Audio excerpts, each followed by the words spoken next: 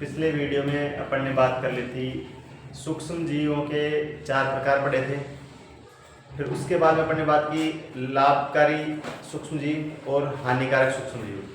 फिर अपन पहला पॉइंट पढ़ रहे थे लाभकारी सूक्ष्म जीव या लाभकारी सूक्ष्म जीवों के उपयोग। उसमें अपन ने नंबर 1 जो पॉइंट था दही एवं ब्रेड बनाना, उसकी बात कर ली थी। अपन ने देखा था कि जो दही में लैक्टोबैसिलस नामक जीवाणु पाया जाता है वो दूध को दही में परिवर्तित कर देता है। दूसरा, केक, पेस्ट्री और ब्रेड बनाने के लिए भी यीस्ट पाउडर का उपयोग किया जाता है। आज अपन उसके आगे की बात करें तो मित्र सूक्ष्मजीव या लाभकारक जो सूक्ष्म जीव हैं उनका जो दूसरा उपयोग है वो है वाणिज्यिक उपयोग।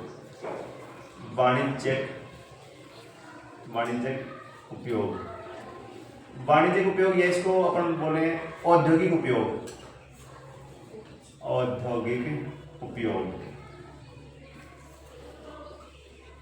तो सूक्ष्म जीवों का उद्योगों में किस प्रकार से उपयोग किया जाता है?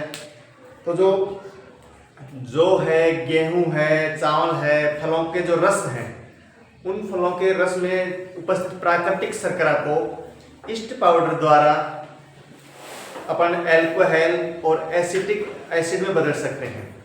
अब जो प्राकृतिक शर्करा है उसका अल्कोहल में जो परिवर्तन होता है उसको अपन बोलते हैं किण्वन। प्राकृतिक शर्करा के अल्कोहल में परिवर्तन को किण्वन बोलते हैं। और ये जो किण्वन का जो कार्य है, किण्वन की जो प्रक्रिया है, ये सूक्ष्म जीवों द्वारा ही होती है।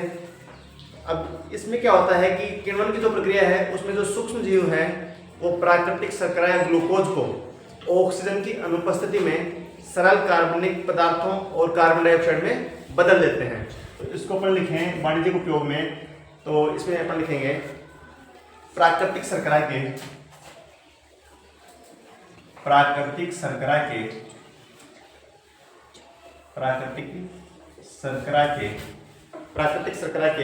अल्कोहल में परिवर्तन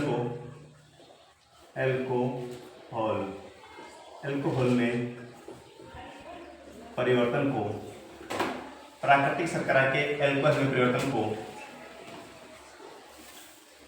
किण्वन कहते हैं। प्राकृतिक शर्करा के अल्कोहल में परिवर्तन को किण्वन कहते हैं। अब जो किण्वन की जो खोज है वो लुई पास्चर ने 1857 में की थी। अपना इसका अगला पॉइंट लिखें, किण्वन की खोज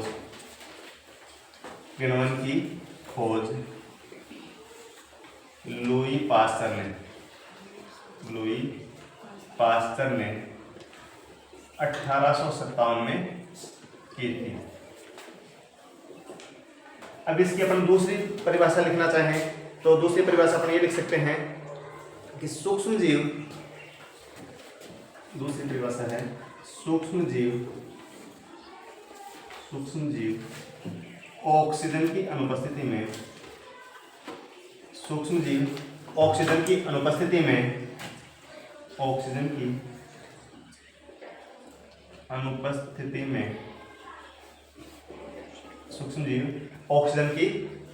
में ग्लूकोज या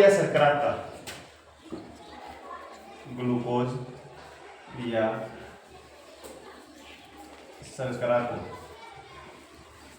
सूक्ष्म जीव ऑक्सीजन की अनुपस्थिति में ग्लूकोज या शर्करा का विघटन करके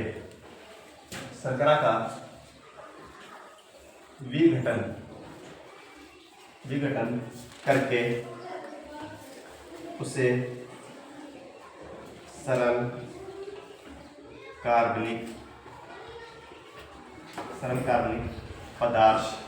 पदार्थों तथा कार्बन डाइऑक्साइड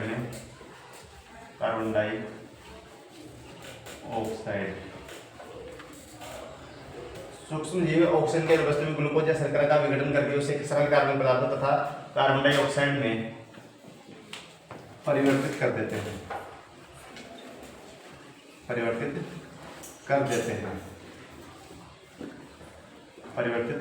देते हैं। यह प्रक्रिया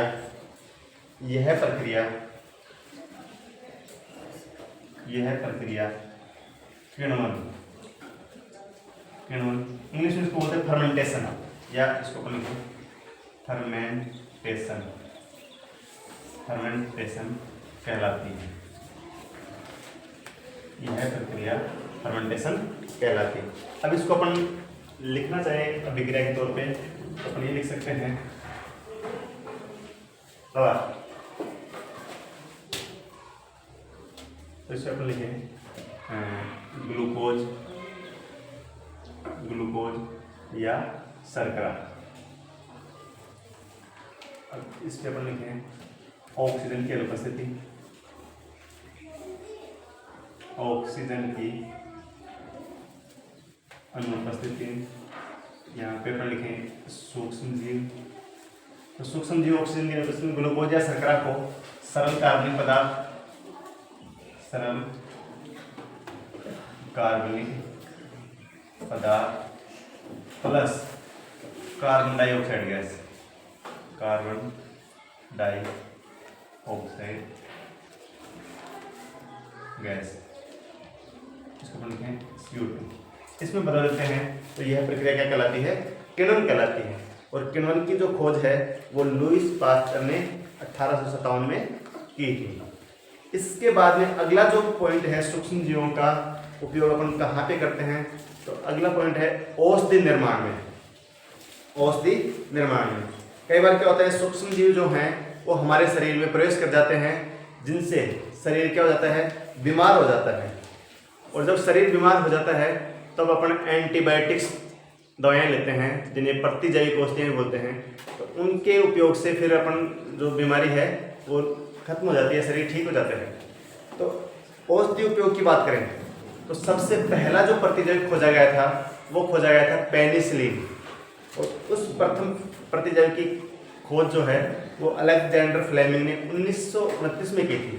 तो इसके अगला पॉइंट अपन लिखें औषधि उपयोग, सूक्ष्म जीवों का औषधि उपयोग,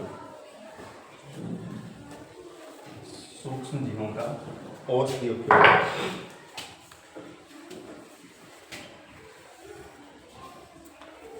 सीधा लिख देता हूँ औषधि उपयोग, सूक्ष्म जीवों का औषधीय उपयोग। ये अपना 3 नंबर पॉइंट है।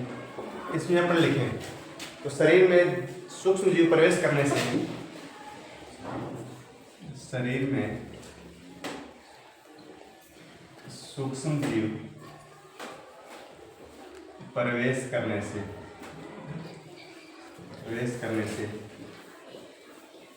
शरीर रोगी या बीमार हो जाता है, बीमार हो जाता है। और जब शरीर रोगी हो जाता है, बीमार हो जाता है, तब अपने को दवाएं लेनी पड़ती हैं। अब उन दवाइयों को अपन बोलते हैं प्रतिजैविक दवाएं या प्रतिजैविक औषधियाँ। ठीक है, तो इसको अपन लिखें अनेक सूक्ष्म जीवों जैसे जीवाणु, कवक, अनेक सूक्ष्म जीवों जैसे जीवाणु और कवक से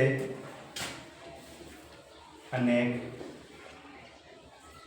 प्रतिजैविक औषधियों का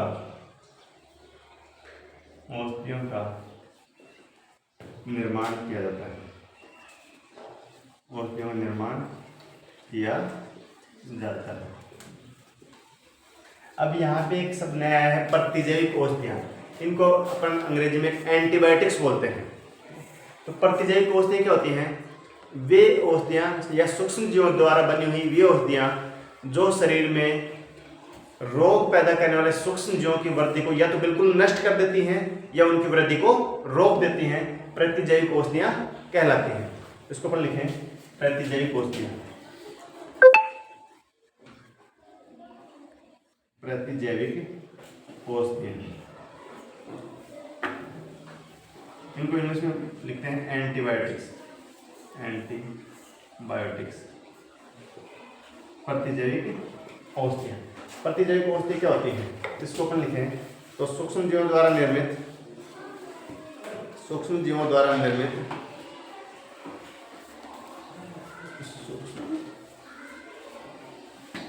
सूक्ष्म जीवों द्वारा निर्मित, सूक्ष्म जीवों द्वारा निर्मित वे औषधियाँ, सूक्ष्म जीवों द्वारा निर्मित वे औषधियाँ जो शरीर में रोग पैदा करने वाले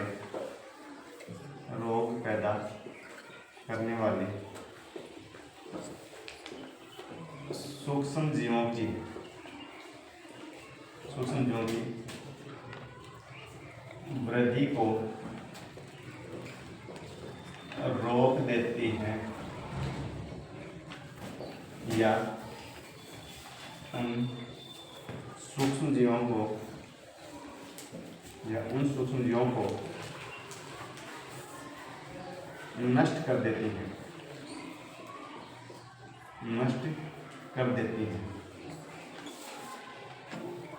प्रतिजैविक औषधियाँ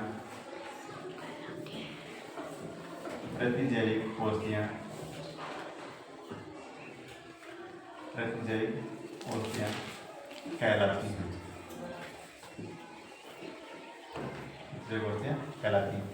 सूक्ष्म जीवों द्वारा बनी हुई वे दवाइयाँ या वे औषधियाँ जो शरीर में रोग पैदा करने वाले सूक्ष्म जीवों की वृद्धि को या तो रोक देती हैं या उन सूक्ष्म जीवों को नष्ट कर देती हैं, उन्हें अपन क्या कहते हैं? प्रतिजैविक औषधियाँ कहते हैं। प्रतिजैविक औषधि जो है, सर्वप्रथम खोजी गई जो प्रतिजैविक औषधि है वो है पेनिसिलिन।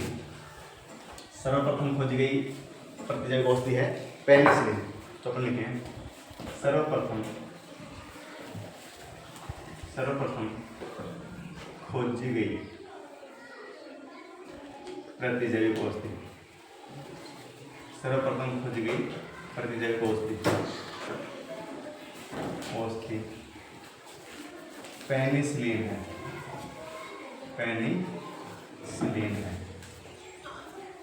पेनिसिलिन की जो खोज है वो अलेक्जेंडर फ्लेमिंग ने सन 1929 में की थी। ठीक है, इसको अपन लिखें पेनिसिलिन की खोज,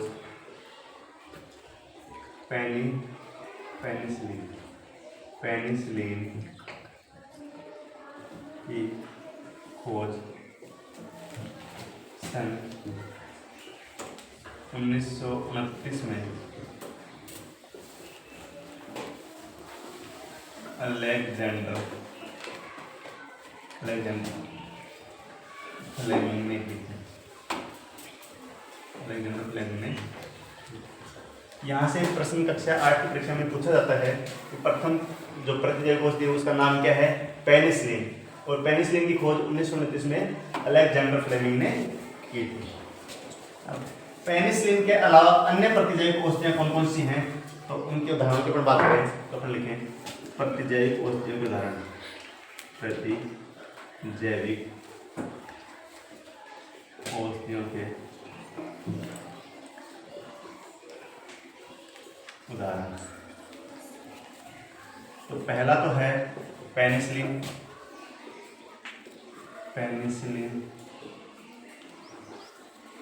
दूसरा है एरिथ्रोमाइसिन।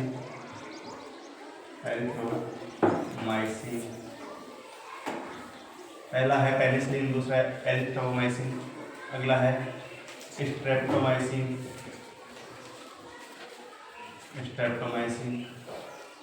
अगला है टेट्रासाइक्लिन। तो ये कुछ प्रतिजैविक औषधि उदाहरण हैं। पहला है पेनिसिलिन, दूसरा है एरिथ्रोमाइसिन, तीसरा टेट्रासाइक्लिन और चौथा है स्ट्रेप्टोमाइसिन। ठीक है, अब जो प्रतिजैविक औषधियाँ हैं उनका जो उपयोग है वो जंतुओं और पादपों के रोगों के लिए भी किया जाता है। इसको लिखें प्रतिजैविक औषधियों का उपयोग,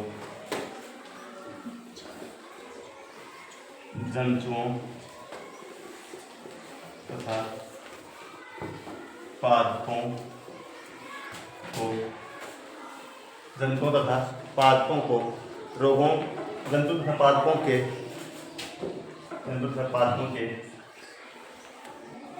रोगों के नियंत्रण में भी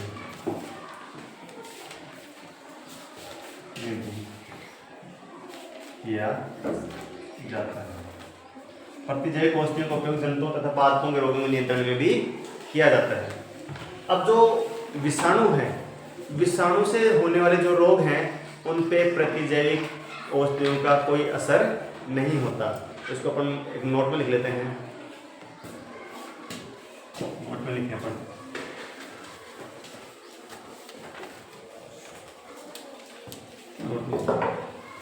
नोट,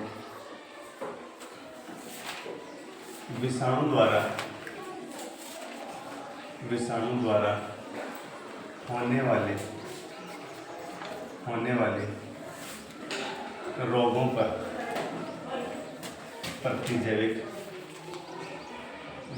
होने वाले रोगों पर प्रतिजैविक औषधियों का प्रभाव या असर नहीं होता है। विषाणु द्वारा होने वाले रोगों पर प्रतिजैविक औषधियों का प्रभाव नहीं होता है। अब विषाणु द्वारा होने वाले जो रोग हैं उनके अपन उदाहरण बताते हैं, जैसे सर्दी जुकाम, फ्लू, डेंगू, ये विषाणु द्वारा होने वाले रोग हैं। इन पे प्रतिजैविक औषधियों का प्रभाव नहीं पड़ता है। इसके आगे की जो बात है, अपना जो अगला पॉइंट है, पर्यावरण का शुद्धिकरण, वैक्सीन और मिट्टी की उर्वरता में वृद्धि, ये अपन सूक्ष्म जीवों द्वारा किस प्रकार से करते हैं, इन सब पॉइंट्स को अपन पढ़ेंगे अगले वीडियो में। Thank you.